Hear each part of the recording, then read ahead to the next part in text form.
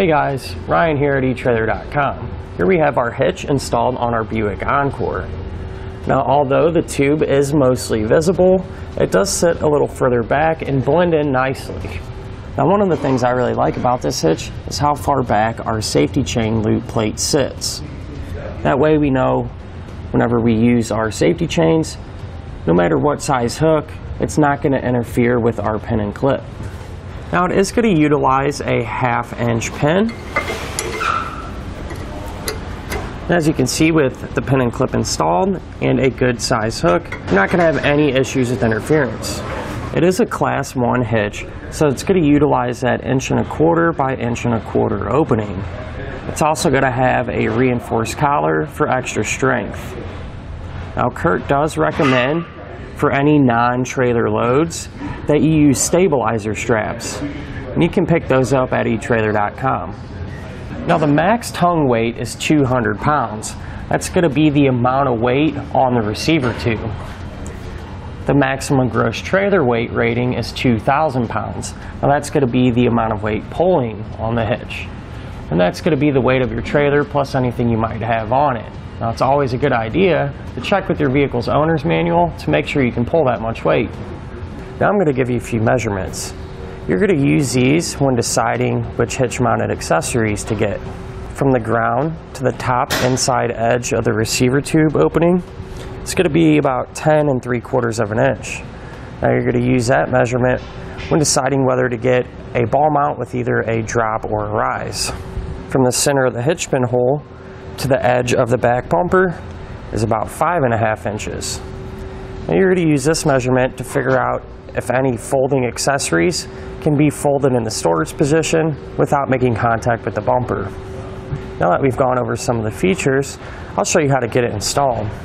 To begin our install, we first need to lower the exhaust. Now it is a good idea to take a strap and run it across from side to side. That way when we remove the exhaust hangers, it doesn't come dropping down too fast. Now we're going to have 3 rubber isolator hangers that we're going to have to take off. Now to do that, it makes it a little easier to get a little spray lubricant and lube all 3 of them down. Then we can take a pry bar and simply just push the hanger off of the exhaust.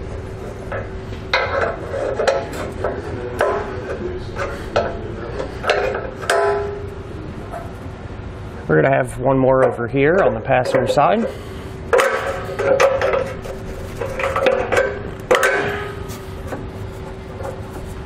And one more here in the center of the vehicle.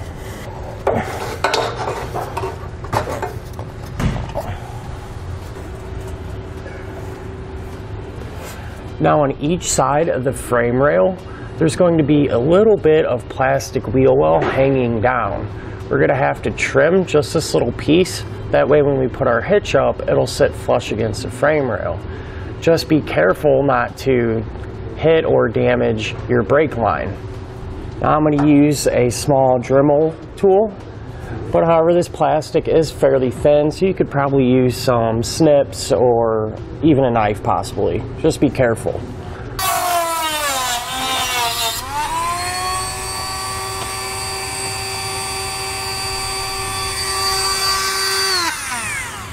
Now we need to gain full access to this hole here in the frame, but this brake line's in the way. So what we're going to do is we're going to pop it out of the clip. We're just going to spread it apart with our fingers and just gently pull down. There's also one more, a little further down the frame rail. We're going to do that same thing. Just kind of gently pull it down out of the way. It's exactly the same on the other side, so we'll do that too. I'd just like to point out where our attachment points are. On the side of the frame rail, there's going to be 2 holes, there and there. Also on the bottom of the frame rail, we're going to be using this hole here. Now they're the same on both sides. Now on each side on the bottom of our frame rail, we're going to need to fish wire our hardware up through there. Now to do that, we're going to take the coiled end of our fish wire and put it through this smaller hole and push it back, we're actually going to pull it out of this larger hole. It can be kind of tricky to get it to come out like that.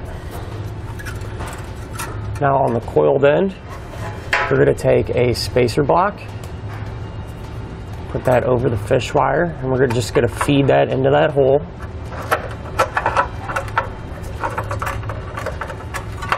Like that. And then we'll take a carriage bolt and thread that into the fish wire.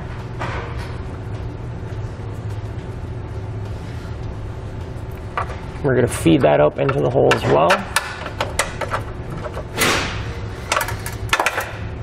And just kind of jiggle it.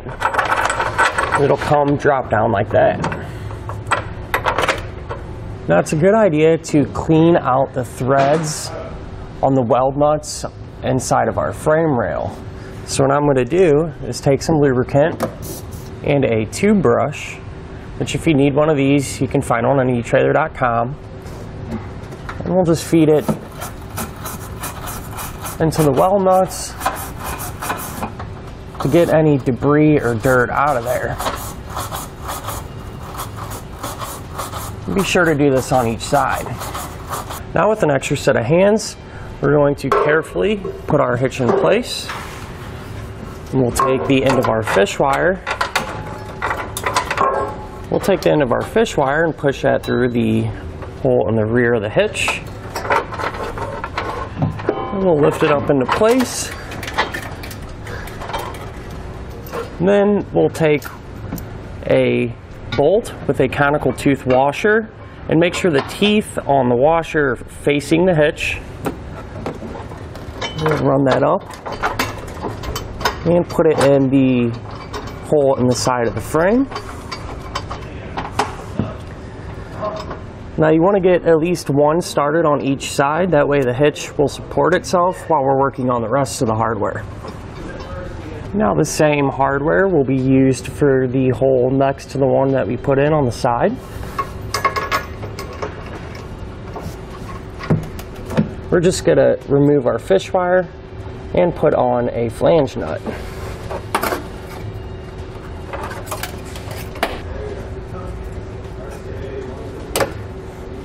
Now be careful when doing this, you don't want to push up too hard and push our bolt back into the frame.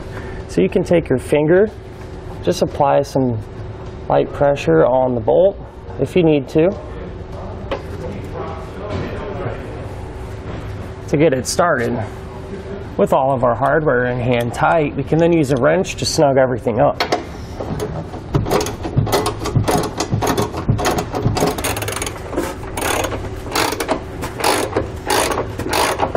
With everything snug, we can then use a torque wrench to torque all of our hardware down. Now you can find that torque specification in your instructions.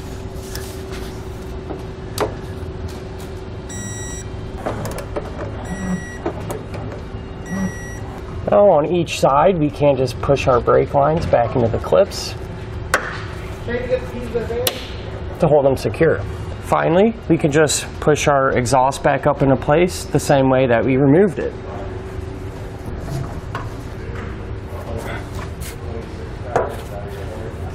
With the exhaust rehung, we'll go ahead and remove our safety strap. And that'll do it for our look at an installation of the Curt Class 1 1.25" trailer hitch receiver on our 2018 Buick Encore.